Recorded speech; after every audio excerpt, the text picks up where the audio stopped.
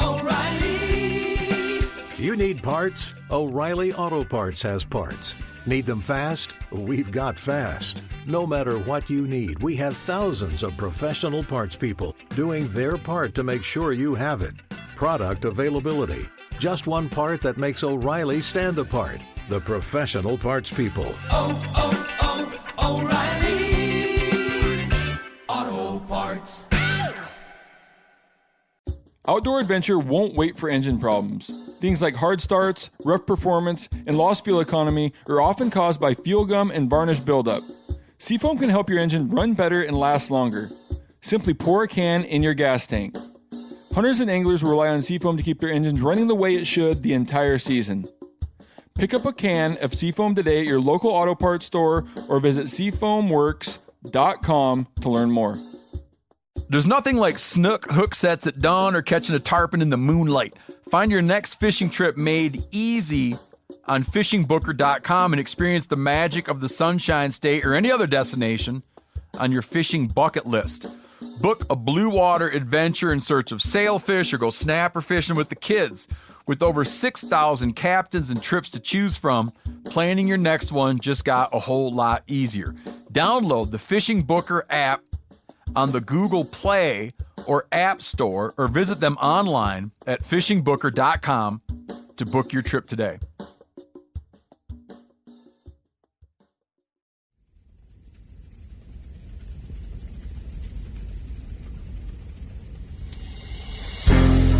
As a guide and hunter, I've spent thousands of days in the field. This show is about translating my hard-won experiences into tips and tactics that'll get you closer to your ultimate goal, success in the field. I'm Remy Warren. This is Cutting the Distance.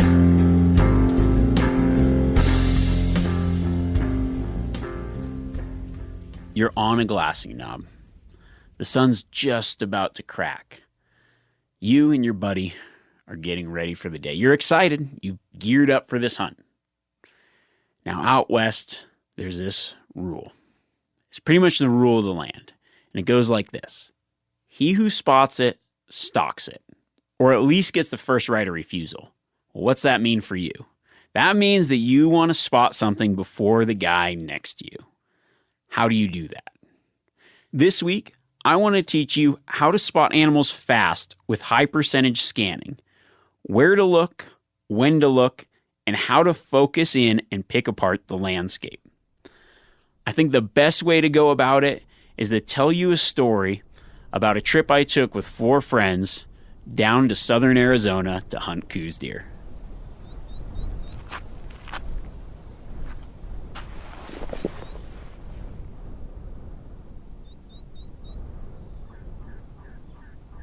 This hunt takes place down in Arizona, right on the Mexico border. It's the Southwest Desert. We're hunting an area where we got these over-the-counter pretty much tags, leftover rifle tags for Coues deer, which can be some of the hardest deer to spot, especially in early October. The reason is they're really, really well adapted to their environment. You got to picture it. It's big cactus country. There's a lot of these bushes we call ocotillo, which is it's essentially a spiny pile of branches that almost looks like you can look through, yet everything behind it can hide. The Coues deer's coat, I would consider it very close to digital camo. It blends in, it's gray. They call them the gray ghost for a reason, because they can just blend into the gray rock without having to try. In October, they aren't moving around much. They aren't rutting. They're just sitting in their hidey holes, off away from roads and other things, making them very difficult to find. You might have a little bit of movement in the morning, little bit in the evening, but for 90% of the day, you are just glassing, hoping to turn up and pick up the slightest piece of an animal at a long distance. This hunt starts out on a glassing knob. I'm there with 3 of my best friends. We got John, Mike, and Joe. Now, my buddy John moved down to Arizona, and that's kind of what spurred our whole Coues deer, or my Coues deer fascination, pretty much all of ours, because we figured out we don't get to hunt much anymore, so we'll make a pilgrimage down to Arizona. We'll go hunt the Coues deer, and it'll be a great camp, great trip. So John had yet to shoot a Coues buck, but he'd been living down there for a little while. So I really wanted John to get a buck, almost more than myself, because I'd taken one years earlier with my bow. So we're all out there. We're starting the morning out, and the rule is simple. It's the same rule we have lived by when other people have a tag. If you spot it, you stalk it. Or you at least get the first right of refusal. And why is that? Well, it's because you're the one that found it. Once you spot it, you own that animal. So we're up on the knob, all four of us. We've got our tripods out. We've got our binoculars out. It's dark. We actually hiked in 3 miles to this perfect little knob away from the roads.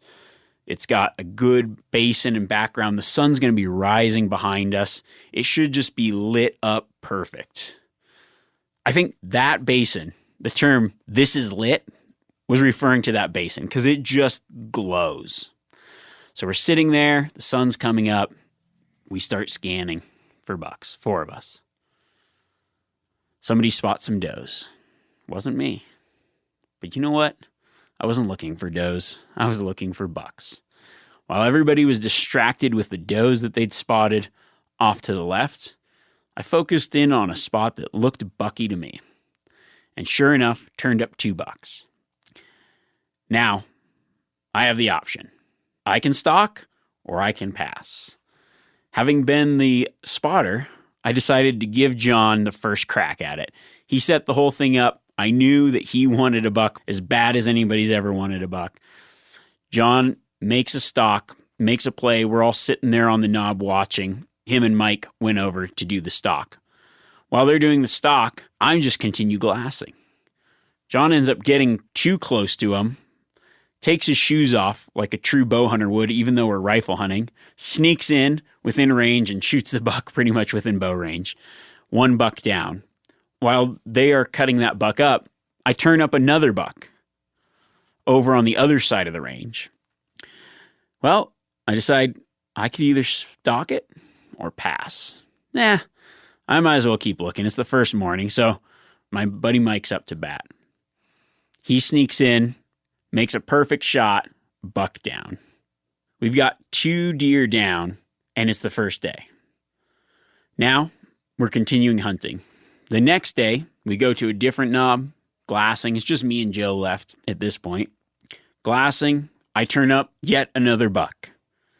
Ooh, I'm in a good position. This is a wider buck, a better buck, but I've already shot a deer in the past, so I wasn't too concerned. Nobody else had taken a Coues deer buck at this point yet. So I was like, Joe, you can take it if you want. Joe sneaks in, gets set up, boom, perfect shot. 3rd buck down. This is on a hunt that has very low success for Coues deer spotting or for coming home with a buck because of the time of year. Now it's the next day. Joe and I decided to go on a mission. I'm looking for a better deer.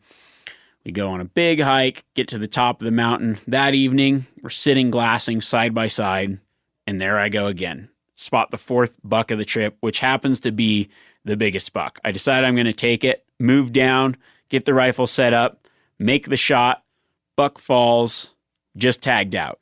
Out of that entire trip, I ended up spotting every buck first. Now, you might think that's a coincidence, but I think there's a few tips that I do that allow me to spot things before other people, and I'm going to share those with you.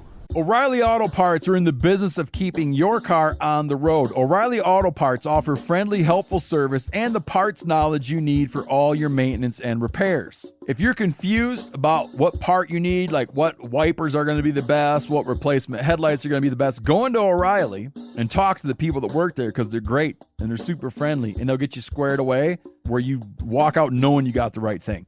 They've got thousands of parts and accessories in stock, either in-store or online, so you never have to worry if you're in a jam.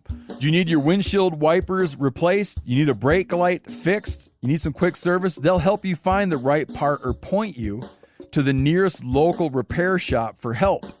The professional parts people at O'Reilly Auto Parts are your one-stop shop for all things auto do-it-yourself. and you can find what you need in-store or online. Stop by O'Reilly Auto Parts today or visit us at O'ReillyAuto.com/meateater. That's O'ReillyAuto.com/meateater. We've all seen plenty of gadgets and fads come and go, but here's one product that stood the test of time: Seafoam Motor Treatment. Lots of hunters and anglers know that Seafoam helps engines run better and last longer. It's really simple. When you pour it in your gas tank, Seafoam cleans harmful fuel deposits that cause engine problems. I'm talking common stuff like hard starts, rough engine performance, or lost fuel economy. Seafoam is an easy way to prevent or overcome these problems. Just pour a can in your gas tank and let it clean your fuel system. You probably know someone who has used a can of Seafoam to get their truck or boat going again. People everywhere rely on Seafoam to keep their trucks, boats, and small engines running the way that they should the entire season. Help your engine run better and last longer. Pick up a can of Seafoam today at your local auto parts store or visit seafoamworks.com to learn more. There's nothing like snook hook sets at dawn or catching a tarpon in the moonlight. Find your next fishing trip made easy on fishingbooker.com and experience the magic of the Sunshine State or any other destination on your fishing bucket list. Book a blue water adventure in search of sailfish or go snapper fishing with the kids. With over 6,000 captains and trips to choose from, planning your next one just got a whole lot easier. Download the Fishing Booker app on the Google Play or App Store or visit them online at fishingbooker.com to book your trip today.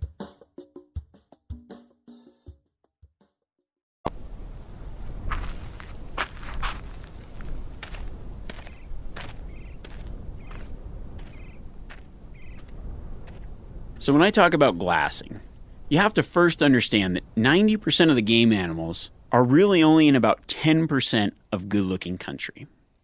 So what's that mean? That means that you have to know the places to pick out within that good-looking country. That's the where. Now when we're talking about fast glassing or spotting something before someone else, this whole tactic can be used when you're by yourself or with other people. It's because there are certain times of the day when you need to glass fast. Think about most game animals we chase. They're pretty crepuscular. They move in the open, the hours of dawn and dusk. So what that means is you have to really focus your attention on the places they are while they're there.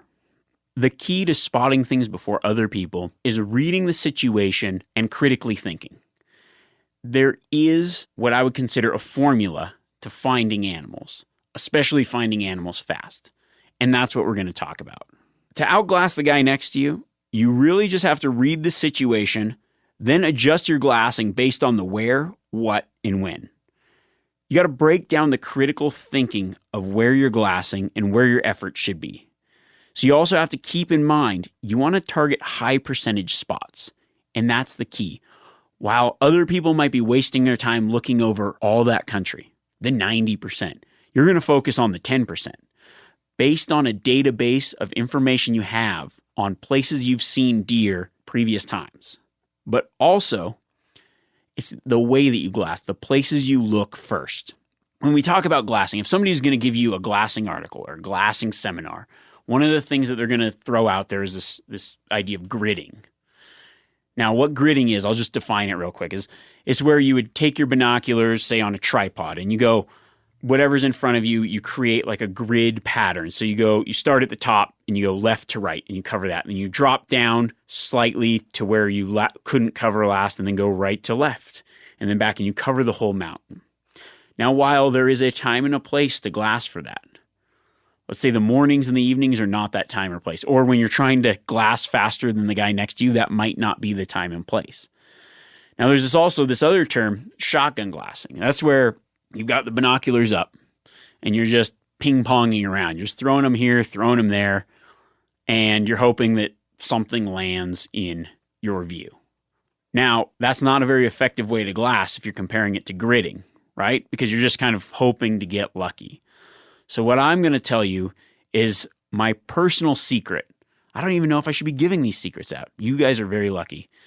You probably won't even, this will be the one episode that doesn't get shared because you aren't going to want your buddies to know this information. Now, while there are a lot of different tactics to gridding and really picking apart the country, when it comes to what we're talking about here, spotting something before someone else, my tactic I like to call strategic shotgun glassing. So what that is I'm quickly scanning the high percentage areas where deer or elk or whatever I'm looking for are most likely to be. And by doing that, I'm covering that 10% of good country while someone else is looking over the whole 90% of stuff that looks great. So let's break it down into a simple, strategic way for you to start your approach. So let's start the glassing out like this. We're going to execute on the knowledge that we have about how animals move, where animals prefer to be, okay? We're going to start by looking for the easy animals to find. Now that seems simple, but you can fast scan those areas, and there are a lot of high percentage areas where if something's there, you'll see it right away. This includes glassing ridgelines, skylines, major openings. What you're looking for here is you're able to move fast over these spots and look for the animals that stand out like a sore thumb. The one that you go, yep, should have seen that. The one that everybody should see, but they're too busy focusing in on other places. These are areas that you can cover quickly, yet high percentage of seeing something because they are not necessarily hiding that well. Think about first thing in the morning. Some of the first places I look when I sit down would be on that skyline because whatever's up there sticks out like a sore thumb. You don't have to spend a lot of time on it, but you can continually keep scanning these areas. Ridgelines, another great travel corridor or bedding area where animals like to be, is on finger ridges or other ridges coming down. These are often easier to see, as well as like meadows, openings, mornings and evenings, places where deer or elk or other animals would frequent those times of day. Got to think about what an animal's doing. Mornings and evenings are generally feeding. So I hit up those open areas first, scanning areas where I'm expecting animals to be, yet they're also fairly easy to see in those places. Now, as the day moves on, right, that's not going to work all the time. So you're going to have to move your gaze to a closer look and look into areas where the animals will move from to the areas that they'll prefer. So these are those areas where they're going from feeding now, say in the morning, we've started the day out, we're on the knob, we're going from this feeding area to now more of a bedding type area. Well, think about where animals like to bed and where they might move to. You got to anticipate and play off animal behavior to start scanning those areas next as the day starts wearing on, or scan those areas midday or like evening before they come back out to feed. These would be your bedding areas. So now logically, think about where an animal likes to bed. He's going to want to bed in the shade, right? Oftentimes, he's going to want to be comfy while he's bedding and looking downhill. So he's going to want the wind at his back. He's going to want to be in the shade, and he's going to be wanting to survey what's down below him because he thinks that he can see that way better. So picture those places that fit that description and start moving your gaze toward those areas. Another great spot for bedding would be a finger ridge, or what that would be is a ridge that comes off of a main ridge. The reason is because an animal has a lot of escape routes. When they bed, safety is their number one concern. So you've gone from feeding to now focusing your gaze on areas or potential areas where they would be bedding. Now they're going to be moving to those areas, so it's a lot higher likelihood that you can pick them up quick while scanning those areas. Now the days we're on, it's midday. Okay? Now we can break out our gridding because you're going to want to take that close, in-depth look at animals or try to find animals that are bedded. And the best way, the best use of your time, the best way to spot something before the guy next to you is to start taking that close look into those bedding areas. This is when I would break out the bigger binoculars or the tripod to really zoom in and look into the shade, look into those areas where they might be bedded. And to effectively cover that, now we're slowing down. We're changing the pace from earlier in the day to now just gridding, going left, right, up, down, back, forth, covering an area, moving on, covering an area, moving on. The best places to focus would be places that you've seen them bed before, or hill orientations, or near places where in that same area, whether it's that same exact spot or not, looks similar. Because that's how you can identify the 10% of the country that they like. Where are they now? And then go find a spot that looks just like that somewhere else in the area. Or the next day, look in similar places where you saw them the day before. It doesn't have to be the same place, but just something that has the same hill orientation, the same wind direction, the same type of shade throughout the day. Maybe it's the same type of food or an area where there's water. Look at the places where they're most likely to be. Simple. But you can do it more effectively by targeting and scanning those high percentage areas. Using the tactics of not just looking for animals, but looking for the places they are most likely to be, then covering those first, eliminates a lot of time scanning a huge area. It will get you on the board faster and make you the one that gets to pass or stalk. Honestly, you want to be that guy. You want to be the guy that has the option, and that's how you do it. Now, next week, I think I want to talk about how to find animals before you even step out of your house. We're going to go over looking at topo maps and a little bit of e-scouting, because if you've got a hunt coming up, the best place to start is honestly from home. Based on my schedule and all the hunts that I go on, most of the places I go are general areas that I've never been. And I can pretty much day one walk in and find animals. And the reason is because the time I put in understanding and knowing maps. So I'm going to give you, well, I won't give you everything I know about it, but I will give you a darn good place to start. So until next week, outspot your friends. And don't be a jerk. You should share this with your buddies. They need to know it too, because then if you're out there together, maybe they'll be the guy that spots something that you didn't see and passes it on to you. Or maybe they are the guy that spots it and awesome, you get to go help them be successful. So sharing is caring, kids. Sharing is caring. Till next week.